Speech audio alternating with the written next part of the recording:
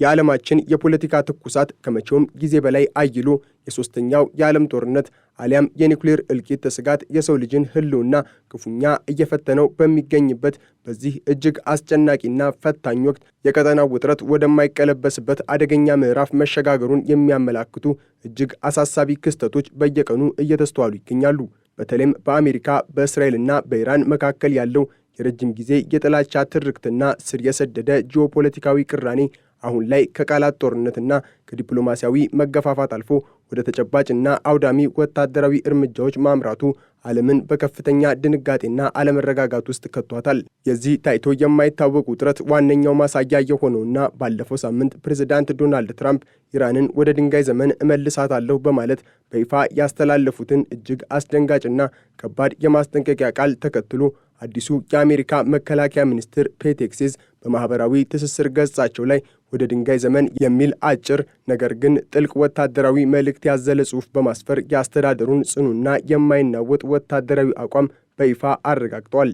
ይህ ዛቻ በአየር ላይ እንደተንጠለጠለ ሳይቆይ በጥቂት ሰዓታት ውስጥ የአሜሪካ ጦር በኢራን ታሪክ ለመጀመሪያ ጊዜ በትልቅ የሲቪልና የሎጂስቲክስ መሠረተ ልማት ላይ ያልተጠበቀና እጅግ አውዳሚ የሆነ የአየር ጥቃት ፈጽሟል።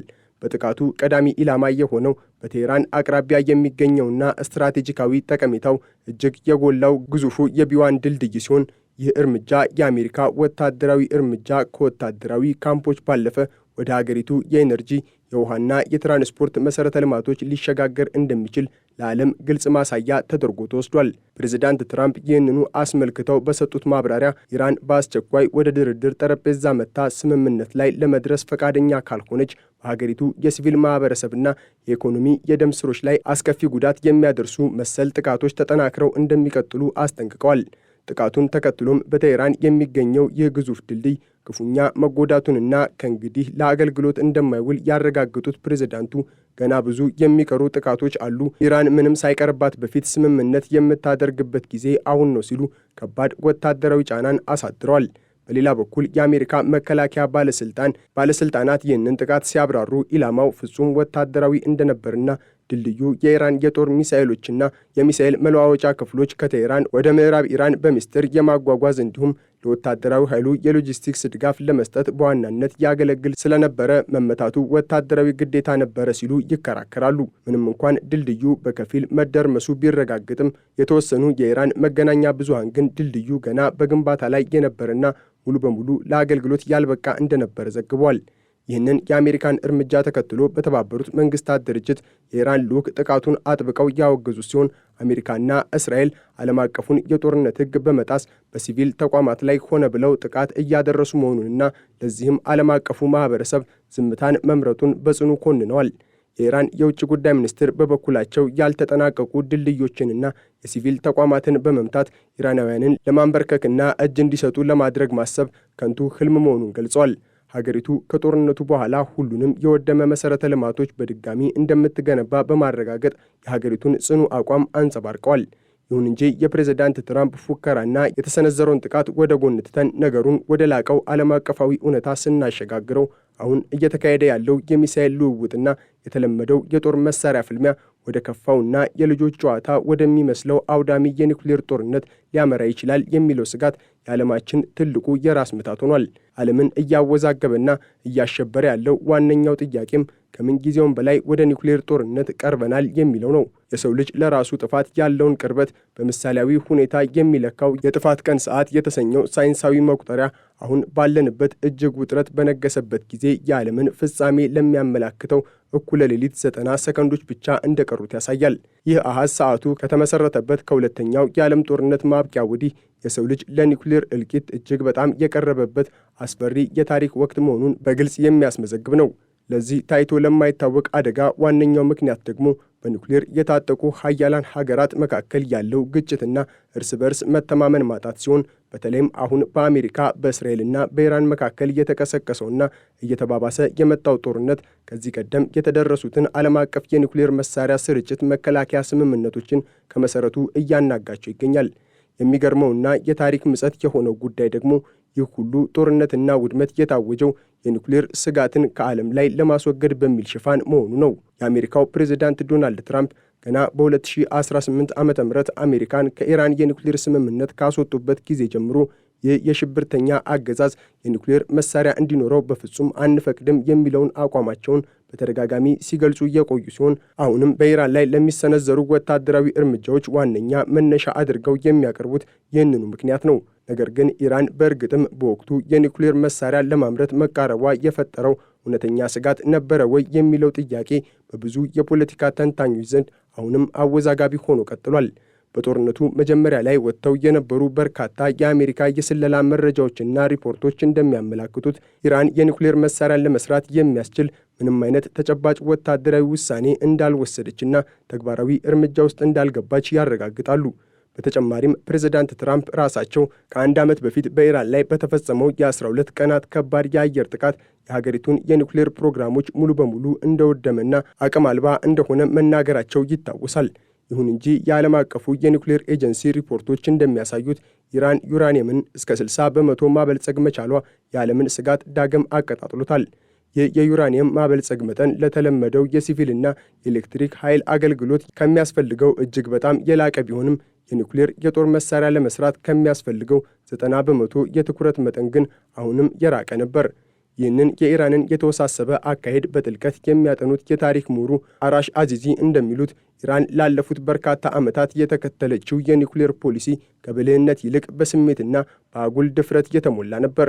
ኢራን ቀጥታ የኒውክሌር ቦምብ እስከ መስራት ባትደርስም መሳሪያውን ለመስራት የሚያስችል የቴክኖሎጂ አቅምና ክምችት ላይ በመድረስ ይህንን እንደ መደራደሪያ ካርድ በመጠቀም ከምዕራባውያን ሀገራት የተጣለባትን ከባድ የኢኮኖሚ ማዕቀብ ለማስነሳት እንዲሁም በዓለም አቀፍ ማህበረሰብና በመካከለኛው ምስራቅ ዘንድ ትልቅ የፖለቲካ ተጽዕኖ ፈጣሪ ሆና ለመታየት ሞክራለች። ሆኖም ይህ የኢራን ስትራቴጂካዊ ቁማር ክፉኛ ከሽፎ ሀገሪቱ የኒውክሌር ቦምቡን በእጇ ሳታስገባ ነገር ግን ከምዕራባውያን የተጣለባት ምንም አይነት የኢኮኖሚና የፖለቲካ ማዕቀብ ሳይነሳላት በከፍተኛ ቀውስ ውስጥ እንድትዘፈቅ አድርጓታል።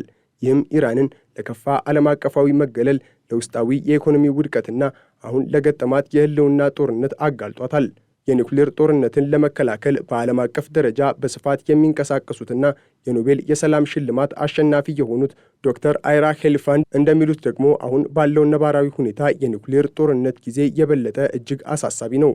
የፖለቲካ መሪዎችና የጦር አዛዦች ስለ ኒውክሌር ፕሮግራሞችና የጦር መሳሪያ አቅሞች ልክ እንደ ተራ የጦርነት ስልትና የንድፈ ሐሳብ ክርክር ብቻ ያወራሉ እንጂ አንድ የኒውክሌር ቦምብ ቢፈነዳ የሚያስከትለውን ዘግናኝ ሰብአዊ፣ አካባቢያዊና ኢኮኖሚያዊ ጥፋት በምናባቸው እንኳን ሊያስቡት አልፈልጉም። ዶክተሩ አክለውም እንደሚያስጠነቅቁት ይህ አሁን በመካከለኛው ምስራቅ የተቀሰቀሰው ቀጠናዊ ጦርነት በጥቂት ስህተት ወይንም በተሳሳቱ ውሳኔዎች ምክንያት ወደ ዓለም አቀፍ የኒውክሌር ጦርነት የመቀየር ዕድሉ እጅግ ሰፊ ነው። ይህ ከሆነ ደግሞ በሰው ልጅ ታሪክ ውስጥ ታይቶም ሆነ ተሰምቶ የማይታወቅ ስልጣኔን ከመሰረቱ ሊያጠፋ የሚችል ጥፋት እንደሚያመጣ በከፍተኛ ስጋት ያብራራሉ። ዶክተር ሄሊፋንድ አያይዘውም የኒውክሌር ጦርነት ስጋት የዛሬ አዲስ ክስተት አለመሆኑን ያስታውሳሉ። ገና በ2010 የቀድሞ የአሜሪካ መከላከያ ሚኒስትር ዊሊያም ፔሪ በቀዝቃዛው ጦርነት ወቅት ከነበረው የከፋ የኒውክሌር አደጋ አፋፍ ላይ እንገኛለን ብለው አስጠንቅቀው ነበር። ከዚያን ጊዜ ወዲህ በዓለም መድረክ ላይ የታዩት ተከታታይ ክስተቶች ስጋቱን ይበልጥ አባብሰውታል። በአሜሪካና በሰሜን ኮሪያ መካከል የነበረው የተስፋ ድርድር መቋረጥ፣ የሰሜን ኮሪያ የኒውክሌርና የሚሳኤል አቅም በሚያስገርም ፍጥነት ማደግ፣ አውሮፓን እያመሰ ያለው የሩሲያና ዩክሬን አውዳሚ ጦርነት፣ የአሜሪካና የቻይና የንግድና የጂኦ ፖለቲካዊ ግንኙነት ከጊዜ ወደ ጊዜ መሻከር እንዲሁም ኒውክሌር በታጠቁት ህንድና ፓኪስታን መካከል አልፎ አልፎ የሚቀሰቀሰው የድንበር ውጥረት ለዚህ ዓለም አቀፋዊ ስጋት ማደግ ትልቅ ምክንያቶች ናቸው። አሁን ደግሞ በእነዚህ ሁሉ ላይ በመካከለኛው ምስራቅ ያለው ውስብስብና ፈንጂ የሆነ ወቅታዊ ሁኔታ ሲጨመርበት ዓለም በእሳተ ገሞራ አፍ ላይ እንደተቀመጠች መገንዘብ ይቻላል። ዶክተሩ አጥብቀው እንደሚመክሩት እነዚህን የጥፋት መሳሪያዎች ሙሉ በሙሉ ከምድረ ገጽ አስወግደን እስካላጠፋናቸው ድረስ የኒውክሌር ጦርነት ፈጽሞ ሊከሰት አይችልም ብለን ራሳችንን የምናታልልበትን ክህደት ማቆም አለብን። ይህ አሁን ያለው ቀጠናዊ ጦርነት ወደ ኒውክሌር ጦርነት ሊሸጋገር የሚችልባቸው ዕድሎችን በተመለከተ ዶክተር ሄሊፋንድ በዝርዝር ሲያብራሩ የመጀመሪያው አደገኛ መንገድ የጦርነቱን ቀጥተኛ መስፋፋት ነው። አሜሪካና እስራኤል ጦርነቱን በፈለጉት ፍጥነት የጥፋት መጠንና ስኬት ማጠናቀቅ ካልቻሉ አሊያም ደግሞ ኢራን ያልታሰበ አጸፋዊ እርምጃ ወስዳ ሽንፈታቸውን ለመቀበል የሚገደዱበት ሁኔታ ከተፈጠረ ክብራቸውን ለማስጠበቅ ሲሉ ብቸኛው አማራጫችን የኒውክሌር መሳሪያ መጠቀም ነው የሚል እጅግ አደገኛና ታሪክን የሚቀይር ውሳኔ ላይ ሊደርሱ ይችላሉ። የፕሬዝዳንት ትራምፕ ኢራንን እናጠፋለን፣ ወደ ድንጋይ ዘመንም እንመልሳታለን የሚሉ ተደጋጋሚና ስሜታዊ ዛቻዎች ለዚህ ግልጽ ማሳያ ናቸው። ትራምፕ ኢራንን በተለመዱ የጦር መሳሪያዎች ለማንበርከክ ቢሞክሩና ሳይሳካላቸው ቢቀር በተለይም የዓለም ነዳጅ መተላለፊያ የሆነው የሆርሙዝ የባህር ወሽመጥ በኢራን ኃይሎች ተዘግቶ ከቀጠልና ይህ ሁኔታ አሜሪካን ለከፋ የውስጥ ፖለቲካዊ ቀውስና ለዓለም አቀፍ ጂኦፖለቲካዊ ውድቀት ካጋለጣት የኒውክሌር መሳሪያን የመጠቀም ፍላጎታቸው በእጅጉ ሊጨምር እንደሚችል ይገመታል።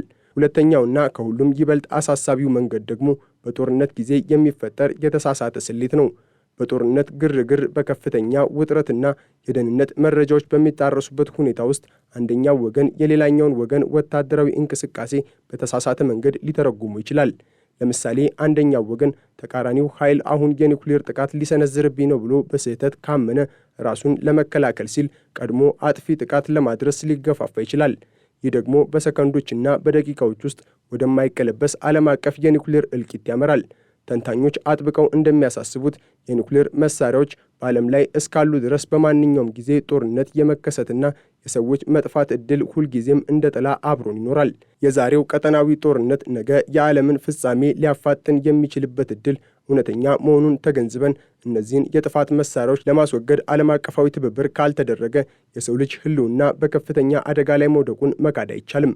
ነገሩን ይበልጥ ስናሰፋው ፕሬዝዳንት ትራምፕ ኢራንን በንግግርም ሆነ በተግባር ለማንበርከክ ያሰቡት ስልት ካልሰራ በመጨረሻ ብቸኛው መንገድ የኒውክሌር መሳሪያን መጠቀም ነው ወደሚል አስፈሪ ድምዳሜ ሊደርሱ ይችላሉ የሚለው ስጋት በስፋት እየተስተጋባ ነው። ተመሳሳይ አስተሳሰብና ግፊት በእስራኤል በኩልም ሊንጸባረቅ እንደሚችል ቢገመትም ዋነኛውና አደገኛው ውሳኔ ግን ሊተነበይ በማይችለው የትራምፕ የአመራር ዘይቤ ሊመጣ እንደሚችል ብዙዎች ይስማማሉ። በተጨማሪም ይህ የመካከለኛው ምስራቅ ቀውስ የገጽታ ወሰኑን አስፍቶ ወደ ሰፊው ዓለም አቀፋዊ ጦርነት የመለወጥ ዕድሉ እጅግ ከፍተኛ መሆኑን መረጃዎች ያመለክታሉ። ለዚህም እንደ ማሳያ የሚወሰደው ሩሲያ ለኢራን እያደረገች ያለችው ይፋዊ ያልሆነ ንቁ ወታደራዊና የቴክኖሎጂ ድጋፍ እንዲሁም የሆርሙዝ የባህር ወሽመጥ መዘጋት በቻይና የኢኮኖሚ ማሽንና በሌሎች የእስያ ሀገራት ላይ የሚፈጥረው ከፍተኛ የኃይል አቅርቦት ጫና ሌሎች የኒውክሌር ኃያላን ሀገራትን ወደ ግጭቱ ቀጥታ ተሳትፎ ሊጎትታቸው ይችላል። ከዚህም ባለፈ ከግጭቱ ቀጥተኛ ተሳታፊ ካልሆኑ ነገር ግን የደህንነት ስጋት ካለባቸው እንደ ፈረንሳይ፣ ፊንላንድና ፖላንድ ካሉ የአውሮፓ ሀገራት የሚሰሙት የኒውክሌር መሳሪያ ስርጭት የመከላከያ ስምምነትን ዳግም የመገምገም ዜናዎች እጅግ አሳሳቢ ሆኗል። ታዛቢዎች እንደሚያስረዱት 95 ሀገራት የፈረሙት የኒውክሌር መሳሪያዎችን ሙሉ በሙሉ የማገድ ስምምነትና 191 ሀገራት የፈረሙት የኒውክሌር መሳሪያ ስርጭት መከላከያ ስምምነት በወረቀት ላይ ቢኖርም አሁን ባለው የዓለም አቀፍ መተማመን መሸርሸር ምክንያት በርካታ ሀገራት ከገቡት ዓለም አቀፍ ቃል ኪዳን ወደ ኋላ እያፈገፈጉ ይገኛሉ። ለዚህም ዋነኛው ምክንያት የመካከለኛው ምስራቁ ጦርነት ብቻ ሳይሆን የሩሲያና ዩክሬን ጦርነት መጀመሩን ተከትሎ አሜሪካና እንግሊዝ ከዓመታት በፊት ዩክሬን የኒውክሌር መሳሪያዎቿን ስታስረክብ ከጥቃት ለመከላከል የገቡትን ቃል ኪዳን በተግባር አለመጠበቃቸው ነው። ይህም አሜሪካ በችግር ጊዜ የታመነች አጋር ስለመሆኗና የአሜሪካ የኒውክሌር ጥላ ጥበቃ ለሌሎች አጋሮቿ አስተማማኝ ስለመሆኑ ብዙ ሀገራት ጥያቄ እንዲያነሱ አድርጓቸዋል።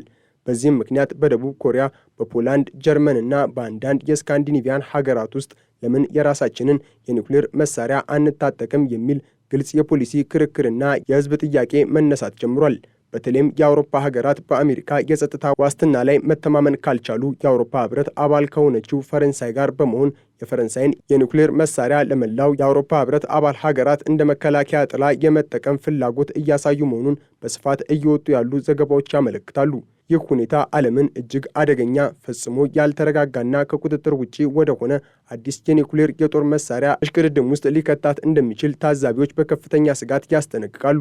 በዚህ ጉዳይ ላይ ትኩረት አድርገው የተጻፉ የፖለቲካ ትንታኔዎች እንደሚያሳዩት ኢራን የኒውክሌር መሳሪያ ለማበልጸግ ያሳየችው ፍላጎትና አሁን እያየነው ያለው ጦርነት የሚያስከትለው ውጤት የዓለምን የጸጥታ መዋቅር የቀየረ ነው። ኢራን የኒውክሌር መሳሪያ ለመስራት እውነተኛና የመጨረሻ እርምጃ ስለመውሰዷ አሁንም አከራካሪ ጉዳይ ቢሆንም አብዛኛው ነፃ መረጃ ግን ኢራን መሳሪያውን ከማምረት ይልቅ አቅሙን በመገንባት ላይ ብቻ ትኩረት አድርጋ እንደነበር ያሳያል። ሆኖም ኢራን ዩራኒየምን እስከ 60 በመቶ ማበልጸጓ ግራ የሚያጋባ ምንም አይነት የሲቪል ኤሌክትሪክ አገልግሎት ዓላማ የሌለው ይልቁንም ዓለም አቀፉን ማህበረሰብ ለማስፈራራት የታለመ አላስፈላጊ ትንኮሳ እንደነበረ ብዙዎች ይስማሙበታል። አሁን የተቀሰቀሰውና እየተካሄደ ያለው ጦርነት ግን በኢራን ፖለቲከኞችና ወታደራዊ መሪዎች በኩል የኒውክሌር መሳሪያ የግድ ሊኖረን ይገባል፣ አለበለዚያ ህልውናችን ያበቃል የሚለውን እምነት ይበልጥ እንዲጠናከር አድርጎታል። ኢራን አሁን ላይ መሳሪያውን የመስራት አቅም ይኑራት አይኑራት በውል ባይታወቅም አሜሪካና እስራኤል በኢራን ላይ የሰነዘሩት ጥቃት ግን ለኢራንም ሆነ ለሌሎች ታዳጊ ሀገራት የኒውክሌር መሳሪያ ከሌላችሁ በማንኛውም ጊዜ እንዲህ ትወረራላችሁ፣ ትደበደባላችሁ፣ ሉዓላዊነታችሁም ይደፈራል የሚል እጅግ አደገኛና የተሳሳተ መልእክትን አስተላልፏል። ይህ መልእክት ቀደም ሲል በሩሲያ የዩክሬን ወረራ፣ በአሜሪካ የኢራቅና የሊቢያ ወታደራዊ ጣልቃ ገብነቶች ወቅትም በግልጽ የታየ ሲሆን ሀገራት የኒውክሌር መሳሪያ ቢኖረን ኖሮ ማንም አይደፍረንም ነበር፣ የበለጠ ደህንነት ይሰማናል የሚል የተሳሳተ ድምዳሜ ላይ እንዲደርሱ እያደረጋቸው ነው። ይህ አስተሳሰብ የኒውክሌር ጦር መሳሪያ ስርጭትን ከማፋጠን ባሻገር የዓለምን ሰላም የቢላ ጠርዝ ላይ ጥሎታል። በርካታ ተንታኞች እንደሚሉት ኢራን ቀድማ የኒውክሌር መሳሪያ ታጥቃ ቢሆን ኖሮ አሁን ያለው ግጭት በቀጥታ ወደ ኒውክሌር ጦርነት ተቀይሮ ጥፋቱ እጅግ የከፋና ዓለምን ያካተተ ይሆን ነበር። በሌላ በኩል ደግሞ የኒውክሌር ሀያላን ሀገራት የራሳቸውን የኒውክሌር ክምችት ሌሎች ደካማ ሀገራት ላይ ጥቃት ሲሰነዝሩ የሌሎች ሀገራትን ጣልቃ ገብነት ለመከላከል እንደ ጋሻ እየተጠቀሙበት መሆኑን ተንታኞች በማስረጃ ይገልጻሉ። ይህ ሁኔታ በዓለም አቀፍ ደረጃ የኒውክሌር መሳሪያን በተመለከተ ያለውን ግልጽ የተዛባ ሚዛን የሚያሳይና ዓለምን ወደማይመለስ አደገኛ የጥቃት አቅጣጫ እየመራ መሆኑን በስጋት ያስጠነቅቃሉ። የዓለም የኒውክሌር ፖሊሲ ውስጥ ያለውን ይህንን ግልጽ የተዛባ ሚዛንና የኒውክሌር ፖለቲካ ትክክለኛ የግብዝነት ገጽታ በሚገባ የሚያሳየው የእስራኤል ጉዳይ ነው። ኢራን የኒውክሌር መሳሪያ ልታበለጽግ ትችላለች፣ አቅሙ አላት በሚል ብቻ የቅድመ መከላከል በሚል ሰበብ ያላቋረጠ ጥቃት እየተሰነዘረባት ባለበት በዚህ ወቅት እስራኤል የኒውክሌር መሳሪያ ባለቤት መሆኗና በመቶዎች የሚቆጠሩ የኒውክሌር አረሮች እንዳሏት የዓለም አደባባይ ምስጢር ሆኖ ሳለ በዓለም አቀፉ ማህበረሰብና በሀያላን ሀገራት ዘንድ ግን በዝምታና በትዕግስት መታለፉ ትልቅ የፖለቲካ ቅራኔና ኢፍትሐዊነት መሆኑን ብዙዎች ይሞግታሉ። ይህ ድርብ መለኪያ የኒውክሌር መሳሪያ የሌላቸው አገራት ይህንን ሁኔታ እንዲጠሉና አዳዲስ አማራጮችን እንዲፈልጉ አድርጓቸዋል።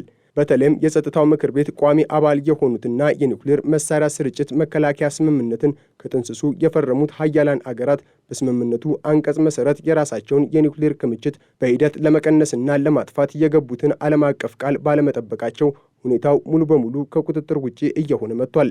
እናንተ መታጠቅ የለባችሁም፣ እኛ ግን የዓለም ጠባቂ ስለሆንን መታጠቅ አለብን የሚለው አደገኛ ኢፍትሐዊና ምክንያታዊ ያልሆነ የሀያላኑ አቋም ሌሎች ታዳጊ ሀገራትም እነዚህ ወታደራዊ ሀያላን የኒውክሌር መሳሪያ ግድ ካስፈለጋቸው ለእኛ ደህንነትስ ስለምን አያስፈልገንም የሚል ህጋዊ የሚመስል ጥያቄ እንዲያነሱና ወደ ድብቅ የኒውክሌር ማበልጸግ ፉክክር እንዲገቡ እያደረጋቸው ነው። ከዚህ ዓለም ከሚሰጋበት የኒውክሌር ጦርነት ጋር ተያይዞ በቀጣይ ምን ሊከሰት ይችላል የሚለው ዋናው ነው። የአሜሪካ ልዩ ኃይል የኢራንን የዳበረ ዩራኒየም ወደ ውስጥ ዘልቆ በመግባት ለመያዝ ስላቀደው እጅግ ምስጢራዊ ወታደራዊ ዘመቻ የሚነገሩት የዋይት ሀውስ የኮሪደር ወሬዎች ሌላው የትኩረት ነጥብ ሆኗል። ከሰሞኑን የሚወጡት የስለላና የጸጥታ ዘገባዎች እንደሚያመለክቱት የአሜሪካው ፕሬዝዳንት ዶናልድ ትራምፕ ኢራንን ከፍተኛ መጠን ያለው የዳበረ ዩራኒየም ክምችት ለመቆጣጠር አሊያም ለማውደም የሀገሪቱን ታዋቂ ልዩ ኃይል ድብቅ ዘመቻ በማድረግ ወደ ኢራን ግዛት ለማስገባት እያሰቡ ነው።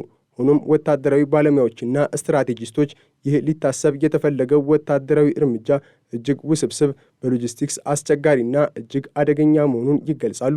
ኢራን የኒውክሌር መሳሪያ እንዳይኖራት ወይንም የዳበረ ዩራኒየም ተጠቅማ መሳሪያ የማምረት አቅም እንዳታገኝ ማድረግ ባለፈው አንድ ዓመት ውስጥ አሜሪካ ከኢራን ባለስልጣናት ጋር በምታደርገው ቀጥተኛ ያልሆነ ንግግር ዋነኛ ጥያቄ ሆኖ ሰንብቷል። ዋሽንግተን ባለፈው ዓመት በኢራንና በእስራኤል መካከል በነበረው የ12 ቀን ጦርነት ወቅት የኢራንን የኒውክሌር ተቋማት በቦምብ ለመምታትም ሆነ አሁን ለቀጠለው መጠነ ሰፊ ግጭት እንደ ዋና ምክንያት ያቀረበችው ይህንኑ የዩራኒየም ማበልጸግ ስጋት ነበር።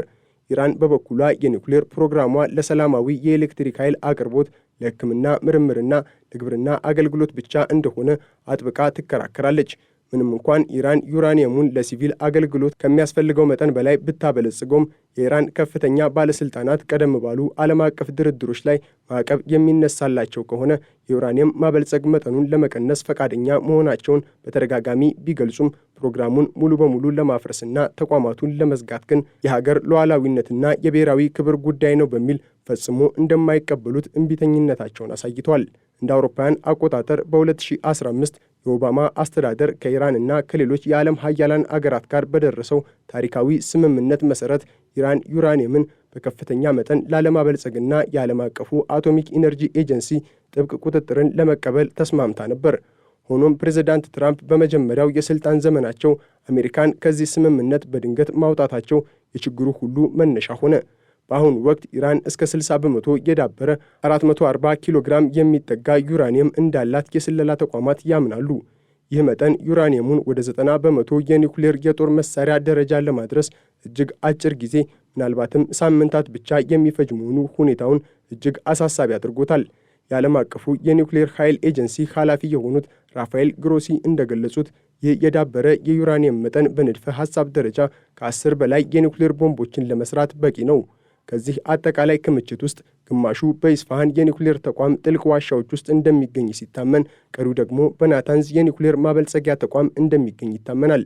እነዚህ ከመሬት በታች ያሉና በከፍተኛ ጥንቃቄ የሚጠበቁ ተቋማት ባለፈው ዓመት የተወሰነ ጥቃት ደርሶባቸው ነበር። ነገር ግን አሜሪካ ዩራኒየሙ ያለበትን ትክክለኛ ቦታ ብታውቅ እንኳን በወታደራዊ ኃይልና በኮማንዶ ዘመቻ አውጥቶ ለመውሰድ የሚደረግ ማንኛውም ሙከራ ከፍተኛ የሎጂስቲክስ ቅዠትና የማይታለፉ ታክቲካዊ እንቅፋቶች ይገጥሙታል የሚለው የባለሙያዎች ተደጋጋሚ አስተያየት ነው። ወታደራዊ ስትራቴጂስቶች እንደሚያብራሩት የኢስፋሃን ተቋም ከባህር ዳርቻ ብቻ 480 ኪሎ ሜትር ርቆ በሀገሪቱ እምብርት በመገኘቱ የአሜሪካ ልዩ ኃይል ረጅም ርቀት በጠላት ቀጠና ውስጥ በአየርም ሆነ በምድር መጓዝ ይኖርበታል። በተጨማሪም የዋሻዎቹ መግቢያዎች በቦምብ ፍርስራሽ የተደፈኑና በኮንክሪት የተጠበቁ መሆናቸው ወደ ውስጥ ሰብሮ ለመግባት ከባድ የቁፋሮ መሳሪያዎችን ይዞ መጓዝ ግድ ይላል። ወታደሮቹ ይህንን ስትራቴጂካዊ አካባቢ ተቆጣጥረው ቁፋሮ እስኪጠናቀቅና ዩራኒየሙ እስኪወጣ ድረስ ከኢራን አብዮታዊ ዘብ በኩል የሚሰነዘረውን የማያቋርጥና ከባድ ጥቃት መቋቋም ይኖርባቸዋል። የቀድሞ የአሜሪካ መከላከያ ባለሥልጣን ጄሰን ካምቤል እንደሚሉት እንዲህ አይነቱ ከእውነታው የራቀና እጅግ አደገኛ የመታደግ ዘመቻ ማንኛውንም ጤናማ ከፍተኛ ወታደራዊ መኮንን ይፈቅዳል ተብሎ አይታሰብም። ሌላው ትልቁ ስጋት ደግሞ የዩራኒየሙ ኬሚካል ባህሪ ነው። ዩራኒየሙ የተቀመጠው በጋዝ መልክ ሊሆን ስለሚችል ይህ ጋዝ ከውሃ ወይንም ከእርጥበት ጋር ሲገናኝ እጅግ መርዛማና አካባቢን የሚበክል ገዳይ ኬሚካል ይፈጥራል በማለት ነገሩን በቅጡ የሚያውቁ የሳይንስ ባለሙያዎች ያስጠነቅቃሉ። ጋዙ የተቀመጠባቸው ሲሊንደሮች በጥይት ልውውጥ ወይንም በፍንዳታ ቢጎዱ ወታደሮቹም ሆነ በአካባቢው ያሉ ሰዎችን ወዲያውኑ ለከባድ የራዲዬሽን አደጋ ሊያጋልጥ ይችላል። ክምችቱን ለማውጣት ሳይሞከር እዚያው ባለበት ለማፈንዳት ቢታሰብ እንኳን አካባቢውን በኬሚካል ክፉኛ ከመበከሉም በላይ ኢራን የተረፈውን ተጠቅማ መሳሪያ እንዳትሰራ ሙሉ ለሙሉ እርግጠኛ መሆን አይቻልም። ባለሙያዎች አበክረው እንደሚመክሩት ከእብደት ከተቆጠረው ወታደራዊ እርምጃ ይልቅ በዲፕሎማሲያዊ ስምምነት ዩራኒየሙን በዓለም አቀፍ ቁጥጥር ስር ማድረግ ወይንም በጋራ ስምምነት ከሀገር ማውጣት እጅግ አነስተኛ አደጋ ያለው ብቸኛው አማራጭ ቢሆንም አሁን ያሉት የፖለቲካ መሪዎች ንግግርና እልህ ግን ይህንን ሰላማዊ ሁኔታ የሚፈቅዱ አይመስሉም። ሁኔታው ወደየትም አቅጣጫ ቢያመራ ኢራንም ሆነ ዋሽንግተንን ለዓመታት በቅጡ ሲያጠኑ የከረሙ የፖለቲካ ጸሐፍትና ተንታኞች የዚህ ጦርነት መጨረሻ ከሁለት ዋነኛ አማራጮች እንደማያልፍ ያስቀምጣሉ። የመጀመሪያው የቢሆን ዕድል የተኩስ አቁም ስምምነት የሚለው ነው። ከቀናት በፊት ፕሬዝዳንት ትራምፕ ባስተላለፉት መልእክት አሜሪካና ኢራን ያለውን ችግር ለመፍታት በጣም ጥሩና ውጤታማ ምስጢራዊ ውይይቶችን በሶስተኛ ወገን በኩል እያደረጉ መሆኑን ፍንጭ ሰጥተው ነበር። ይህንን የሰላም ተስፋ ተከትሎም የዓለም የነዳጅ ዋጋ ወዲያውኑ በ11 በመቶ የቀነሰ ሲሆን የዓለም የፋይናንስ ገበያም መጠነኛ መነቃቃት አሳይቶ ነበር። ሆኖም የዜና አውታሮች በስፋት ካሰራጩት ከዚህ ጊዜያዊ እፎይታ በስተጀርባ ትኩረት ያልተሰጣቸውና መሰረታዊ የሆኑ ነጥቦች አሉ።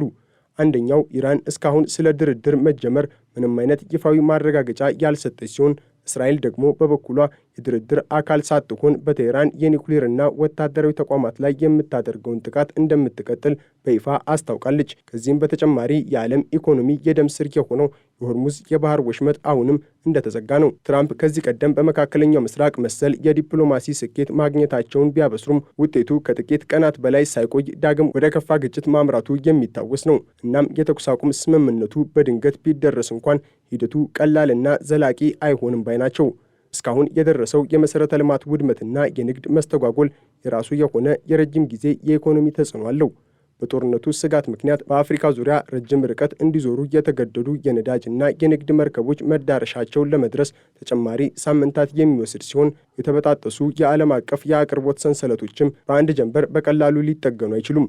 በተጨማሪም የመርከብ የኢንሹራንስ ክፍያዎች በጦርነቱ ምክንያት አንዴ የሰማይ ጣሪያ ከነኩ በኋላ በፍጥነት ወደ ነበሩበት አይወርዱም። የዓለም አቀፉ የኢነርጂ ኤጀንሲ ያከማቸው ስትራቴጂካዊ የነዳጅ ክምችትም ቢሆን የተፈጠረውን ክፍተት ለዘላለም ሊሸፍን እንደማይችል ማስታወስ ያስፈልጋል። ለምሳሌ ያህል ውጊያው ዛሬ ቢቆም እንኳን የምጣኔ ሀብት ባለሙያዎች የነዳጅ ዋጋ እስከ ቀጣዩ ክረምት ድረስ ከፍ ብሎ እንደሚቆይ ይገምታሉ። በሆርሙዝ የባህር ወሽመጥ በኩል የሚያልፈውና ለዓለም ግብርና ወሳኝ የሆነው የማዳበሪያ አቅርቦት 1/3 በመስተጓጎሉ ምክንያት የዓለም የምግብ ዋጋ ግሽበት እስከ መኸር ወቅት ድረስ መጨመሩን እንደሚቀጥል ይጠበቃል። በተጨማሪም የዓለም ማዕከላዊ ባንኮች በጦርነቱ ምክንያት የተከሰተውን የዋጋ ግሽበት ለመዋጋት ሲሉ የቤት መግዣ ብድርንና አጠቃላይ የብድር ወለድን ለመቀነስ የነበራቸውን እቅድ ላልተወሰነ ጊዜ አራዝመውታል። ሁኔታው በአጭሩ ለማስቀመጥ የጦርነቱ መባባስ የኢኮኖሚ ኪሳራ ብቻ የሚያመጣ ሳይሆን ቀጣይ የሰው ልጅ ትውልዶችን ወደፊት ብሩህ ተስፋ የሚያጨልምና ስልጣኔን ወደ ኋላ የሚመልስ የጥፋት አዘቅት ጭምር ነው። እናም የዓለም የጥፋት ቀን ሰዓት ወደ ፍጻሜው እኩለ ሌሊት ለመቃረብ 90 ሰከንዶች ብቻ ሲቀሩት በሰው ልጅ የዘመናዊ የጥበብ ታሪክ ስልጣኔና በድንጋይ ዘመን ድንቁርና መካከል ያለው ብቸኛ ቀጭን ልዩነት በኃያላን መሪዎች ቁጣ የታመቀች አንዲት ቀይ የኒውክሌር ማዘዣ ቁልፍ ብቻ ሆናለች። ታዲያ የዓለምን ዕጣ ፈንታ የምትወስነዋን ይህችን ቁልፍ ቁጣና እልህ ባደነቆረው በዚህ ዘመን ቀድሞ ማን ይጫናት ይሆን የሚለው አስጨናቂ ጥያቄ የሰው ልጅን የህልውና ትርጉም ዳግም እንዲፈትሽ የሚያስገድድ ነው።